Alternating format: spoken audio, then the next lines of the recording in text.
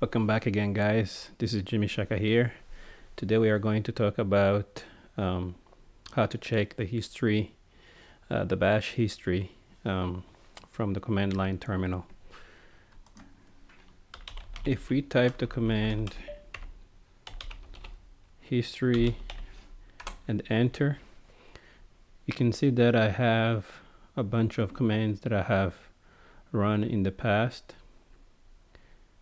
And it's every time I type a command at the command line in the terminal, it gets logged in the history, and you can see that by entering the command history. You can visually see the whole list starting from 1 all the way down to the most recent one.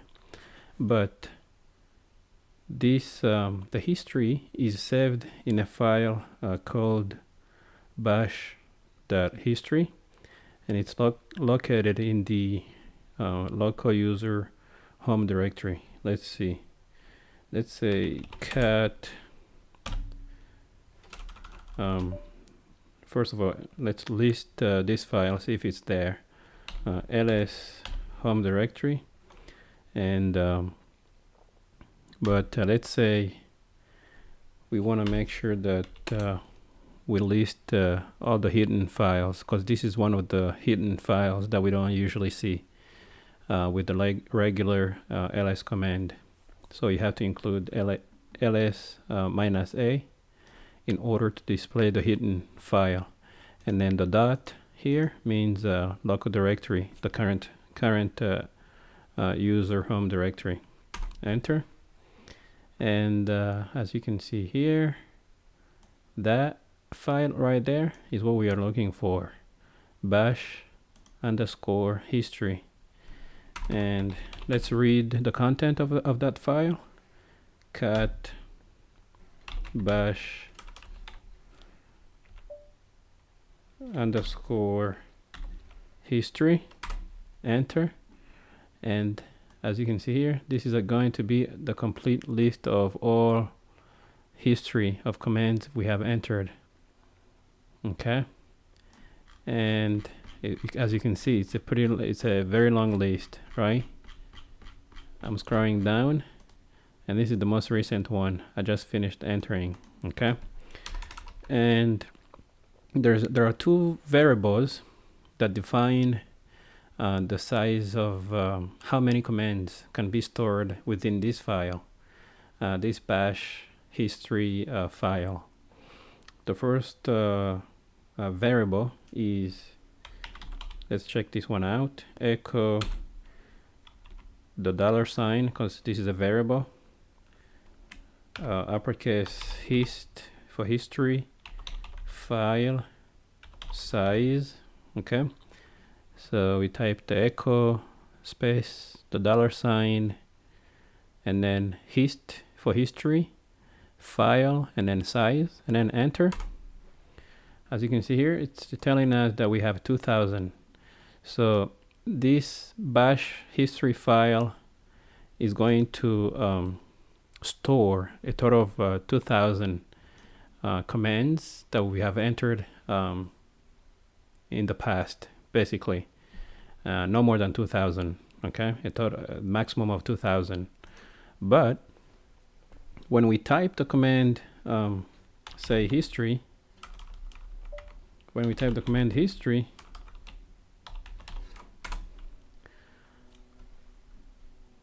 this is not going to go beyond 1000. Why? Because there's this other variable that's called echo. Let's check it out. That's called hist size. This variable says 1000. Okay, so history file size can have a maximum of 2000. That's the bash file that we talked about earlier.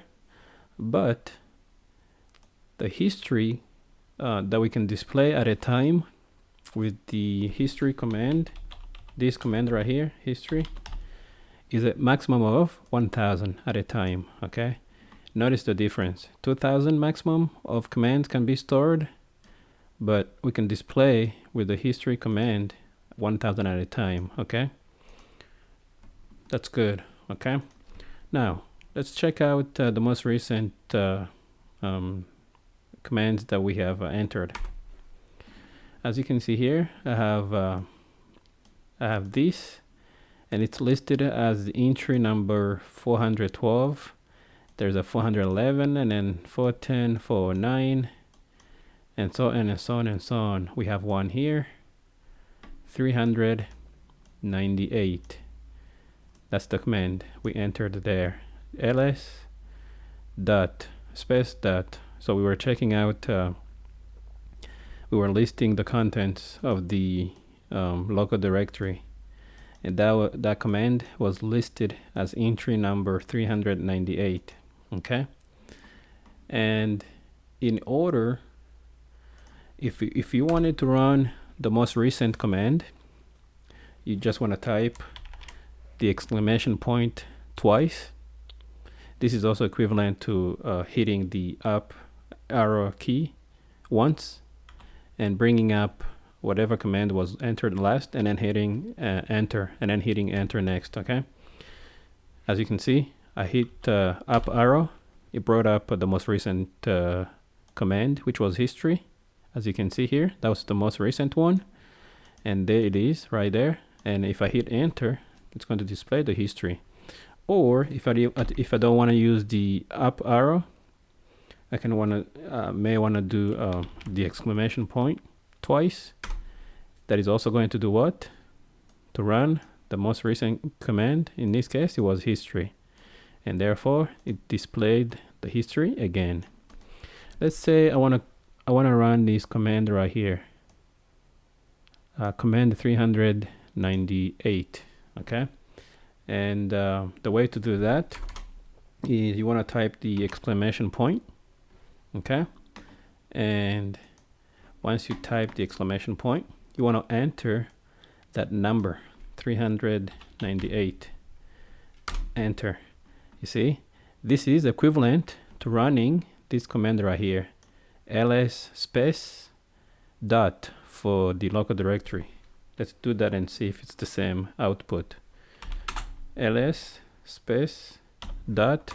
As you can see, just like I said, it's exactly the same output. So that's how you can rerun a command from the history. Okay, if you know the number for that command from the history output. Okay, and you can also, there's another syntax where you can run, say, 1, 2, 3, 4, 5, 6, 7, 8, 9, 10. So we are going to run the entry number 10 starting from the bottom, which is, so in that case we want to do exclamation mark, and then hyphen, which is minus 10. Just like that. It's equivalent to running this command. Okay, that's how you do you check that number 10 starting from let's go ahead and run a ping test here. Let's ping the Google DNS server. Okay, and I'm gonna go ahead and stop this for now. Okay, and we can check history. We can check and see that it's listed in the history of commands that I have ran. Okay, that I have run. Ping that 8.8.8, it's listed as entry number 417.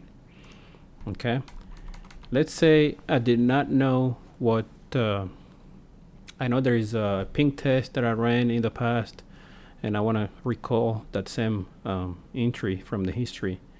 What I can do is the exclamation point and then the ping, PING, and column P, letter P as in Peter. This is to print whatever command from the history that contains the word ping. Okay, and it has found one command that we ran that has ping 8.8.8.8, and obviously that's what we want to run. In that case, you just redo our command. Let me delete that. You can do exclamation ping, and we can go ahead and run it, because we know for sure that it is what it is, ping the 8.8, pinging the DNS server, ping 8.8.8.8. Okay, again, we know a string of a keyword basically from that history, for that command from the history that we ran in the past, and we are trying to recall that command. But to be safe, you don't want to enter right away, because you don't know what that command was going to do. So you want to do is have it printed in the terminal for you to see it first and verify and confirm prior to running the command. Okay, so now we like what we see here, and we want to go ahead and run that command. Okay, in that case, you can go ahead and type ping 8.8.8 or just the exclamation point and then ping and enter, and there you go. It's going to recall the command of pinging the DNS server. All right, perfect.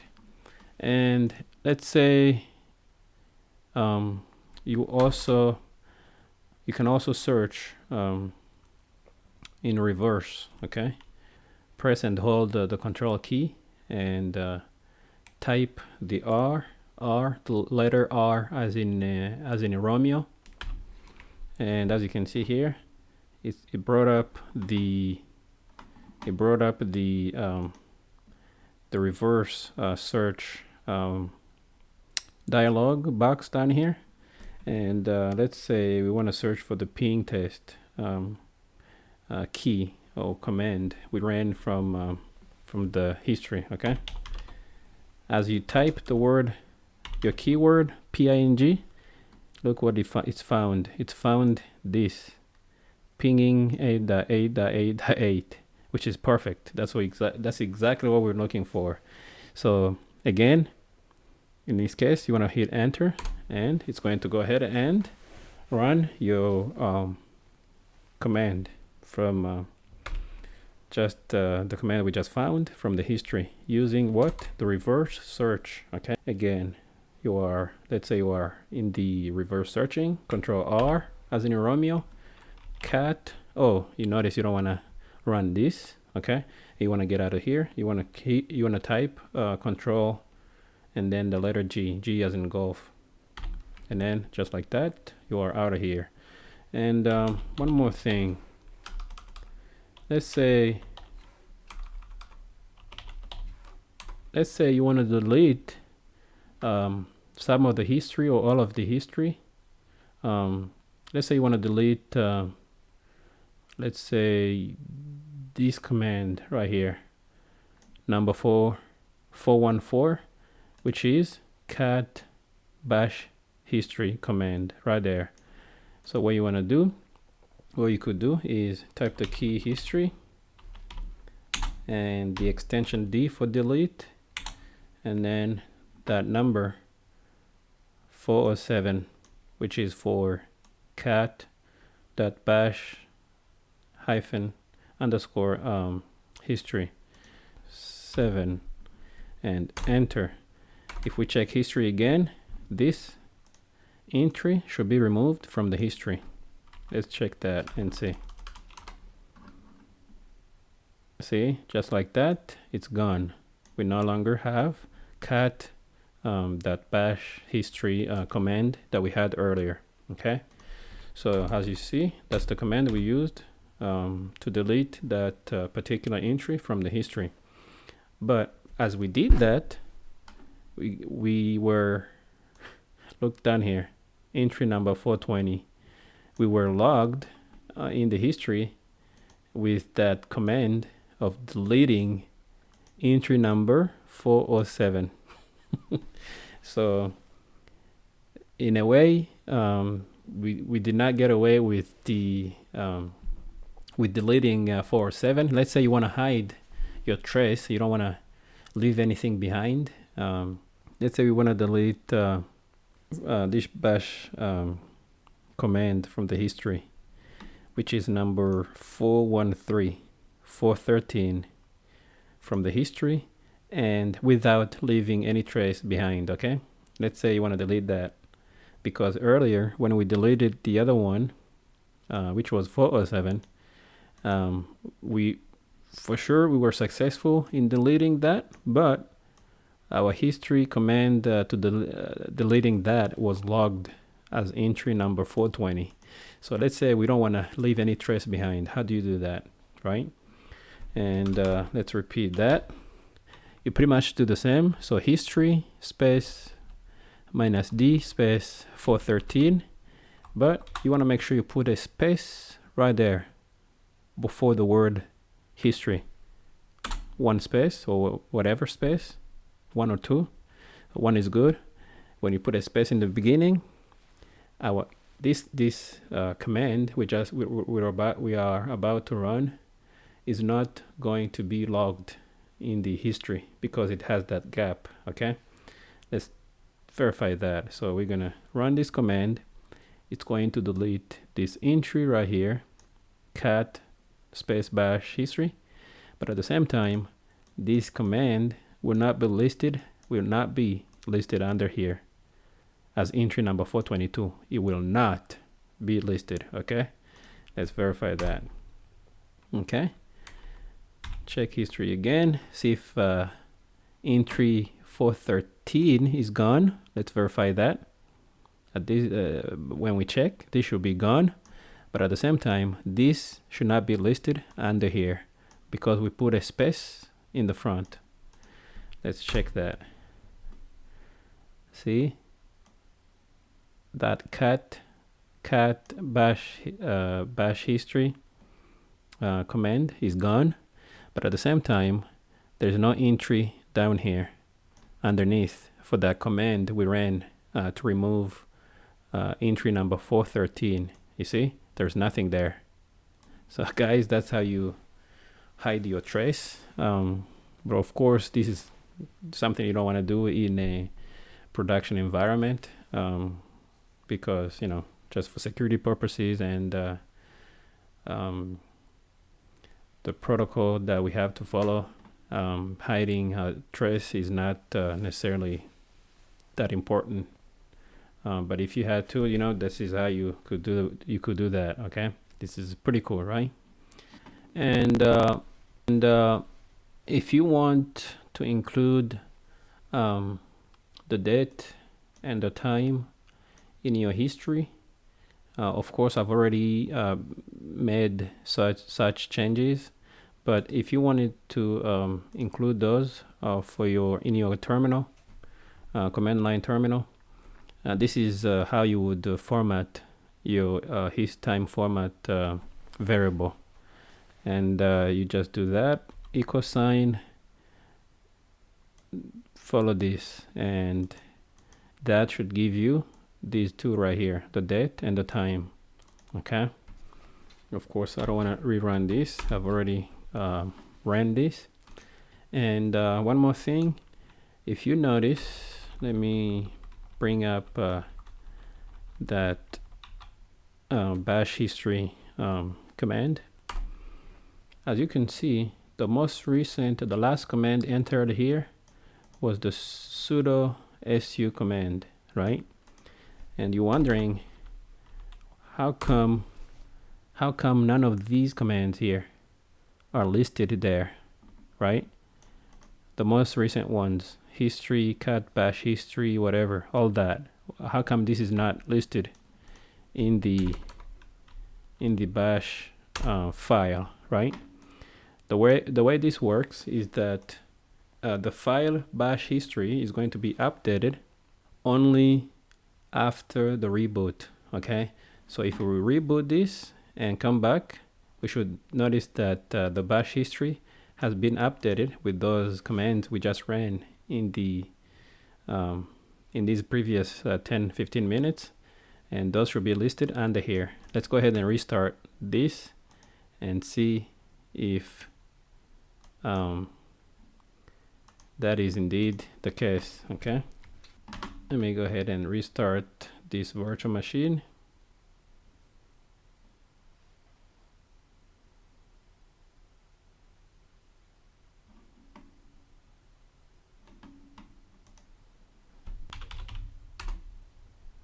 Okay, let's go ahead and restart the terminal, and this time let's check bash history file. Let's see if those commands from the history, the last few commands from the history file that we were looking at, in particular these ones right here.